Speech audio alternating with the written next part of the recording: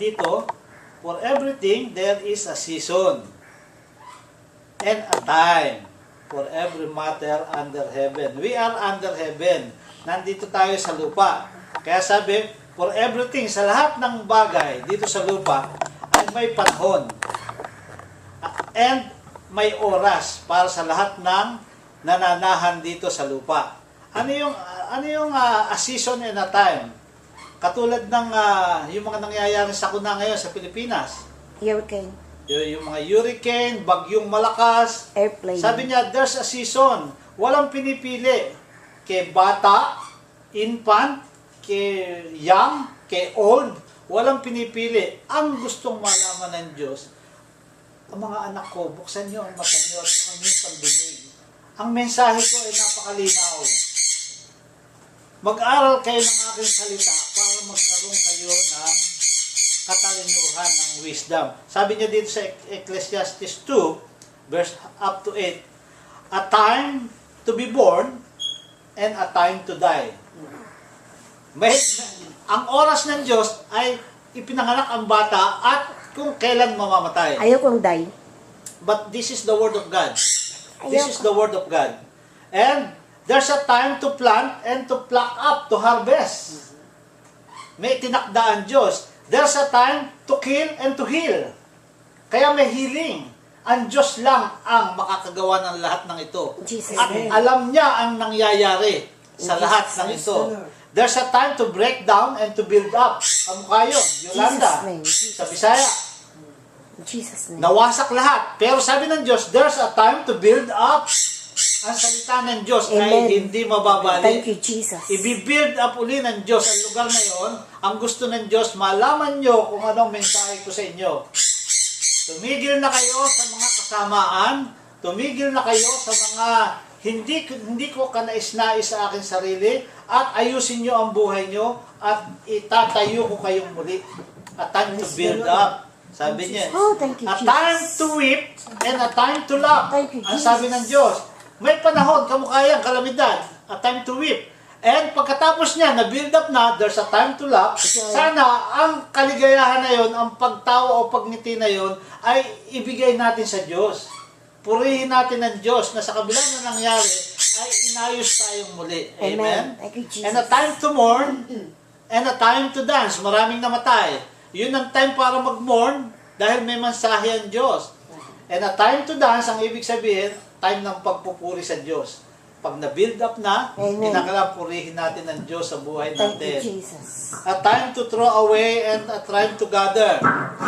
Kahit nagkakahiwa-hiwalay ang tao, may nagpunta sa Cebu, may nagpunta sa Maynila, kung saan nagpunta ang tao, sabi ng Diyos, a time to gather. Pagsasamahin uli ng Diyos ang pamilya na yan na nagkahiwa-hiwalay, na nawasak na yan. Amen. And a time to embrace and a time to refrain from embracing. Refrain from embracing. Yeah. A time. Kasi may panahon lahat ang Diyos eh. May panahon siya lahat. A time to keep and a time to throw away.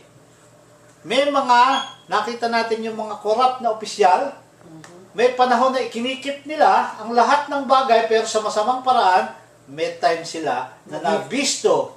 Mag-suicide. Oo, lahat mangyayari yan. A time to throw away. A time to tear and a time to sow. To sow. To sow, yung pagtatanim, yung pag-ani. Sow. To sow, yeah. And a time for war and a time for peace.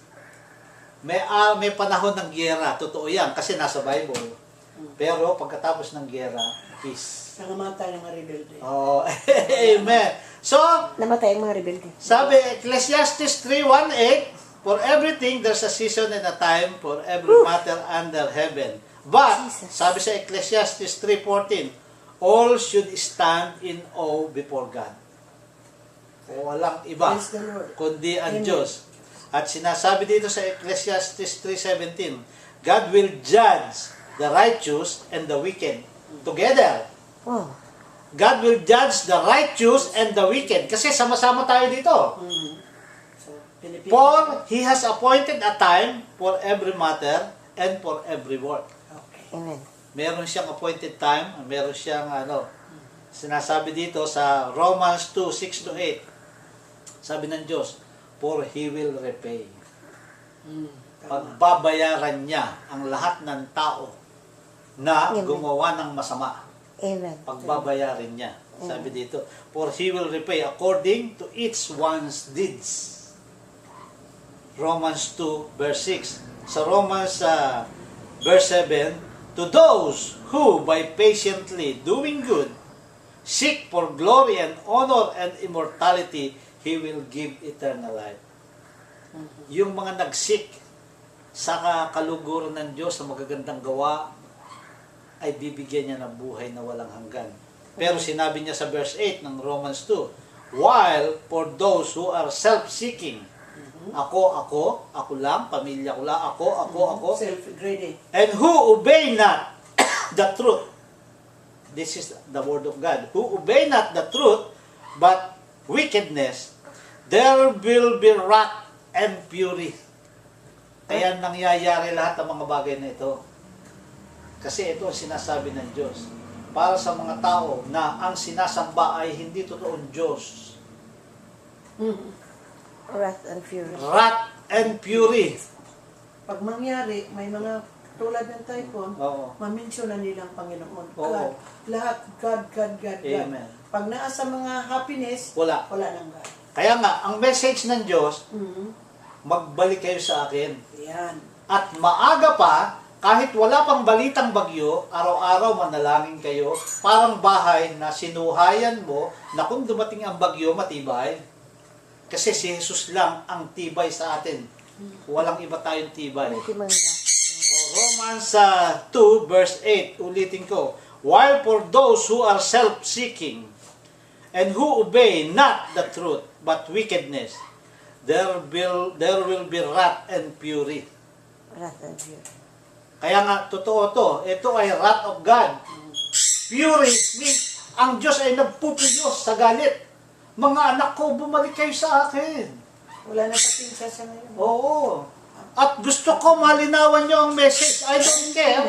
Sabi niya dito, there is a season and a time for every matter under heaven. Kahit infant, kahit young people, kahit old people, pagdating ng delubyo, ano sa akin? Dahil nagpupuyos ako sa galit.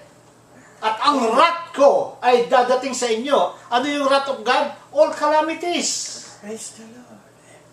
Biruin mo yun, nalalaman natin dahil ito ang mensahe ng Diyos. Inireveal ito sa atin ng Holy Spirit. Number 1 yung idolatry.